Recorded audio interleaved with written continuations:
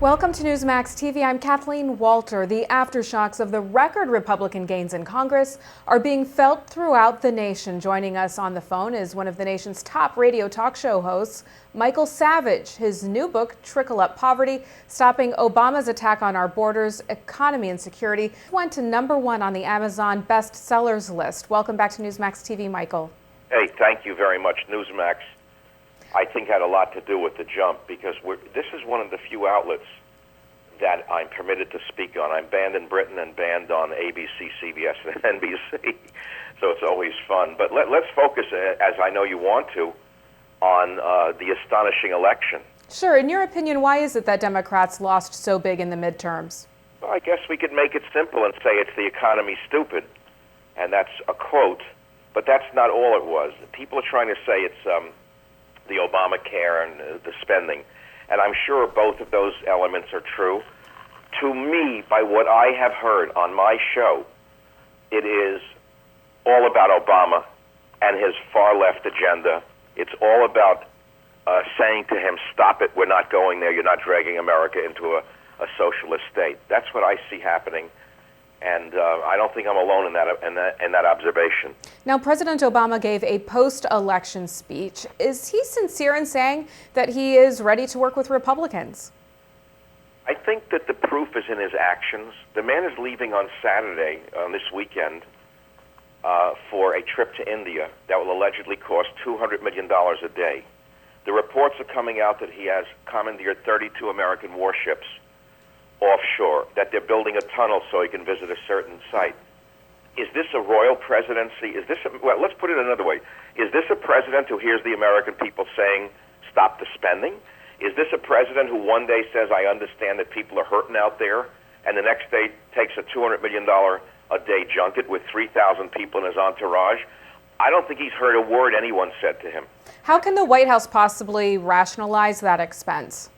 I don't know. I have no idea. They're denying it.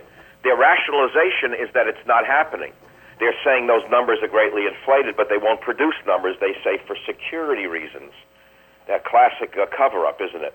But newspapers in India are reporting the figure of $200 billion, and the number of ships, 32 ships, is being reported, and the digging of a tunnel a kilometer long that is bomb-proof for him to visit a certain tourist site is astounding. It's a stunning thing to look at all of this royalist behavior. Michael, let's talk a little bit more about the election. You're in California. What a Republican disaster. How did Meg Whitman for governor and Carly Fiorina for Senate go so wrong? Well, you talk about poverty and trickle-up poverty. Here's a woman who spent $140 million of her own money. So she ran as a rich woman. Fiorina ran as a rich woman. It's an anomaly to consider them sort of reflections of the Tea Party because they weren't. So far as I know, neither of these candidates in California had the backing of any major Tea Party action. And the conservative base was not excited by either of them precisely because these two ladies stood for nothing but themselves. All of our ads said, vote for Meg. Give Meg a chance. Don't vote for Jerry Brown. None of them said we will stop the flood of illegal aliens.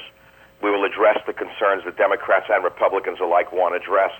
It was all about them. It was all about ego. So that was number one. They ran the wrong campaign. Secondly, the demographics of California are very different than most of America in that we are flooded with illegal aliens, most of whom vote because there's no photo ID required. And that is how this far-left government continues to roll on. Now, many of Sarah Palin's Tea Party endorsements fared very well in this election. She's just released a post-election ad evoking the spirit of Ronald Reagan. Let's take a listen. Across the country, everyday Americans are standing up and they're speaking out. And based on what I've seen, there is more than enough reason to have faith in America. She is a very big winner now. She's a big force. She's a kingmaker, to her credit. And that's good in the sense that her politics are very good for America. The only question I have is, will the Republicans give a darn?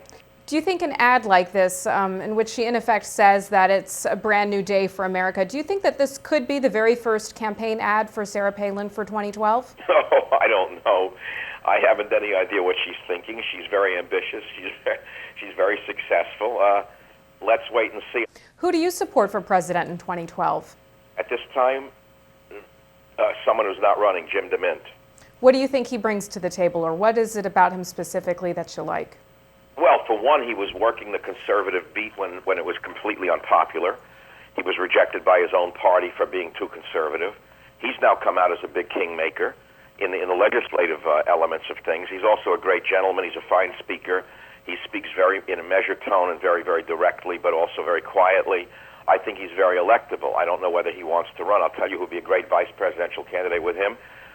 An African-American gentleman named Colonel Allen West out of Florida, who just won Congress despite all odds, despite smear campaigns. What a ticket that would be, DeMint and West. I think they could win easily. All right, and you think they have what it takes to beat Obama then? Or, say, Hillary Clinton or Kucinich? Well, now that's another story. Hillary Clinton is a formidable opponent. I'm not so sure that the Republicans could easily beat her if they're going to run Sarah Palin, because they're going to take her experience, that is Hillary's experience, and they're going to use it against anyone the Republicans run. And that is a real challenge for the Republican Party. All right, well, let's talk about some of the issues. In your view, should Obamacare be repealed? I know that's been a big priority for Republicans. I spend an entire chapter in Trickle-Up Poverty describing the Frankenstein of Obamacare. Few people know what's actually in the bill. I spent months reading the bill. I digest it, absorb it, and I warn America, they've seen nothing yet. They absolutely have to study it themselves and make up their own minds. Obamacare is worse than Cuban medical care. Everyone loses.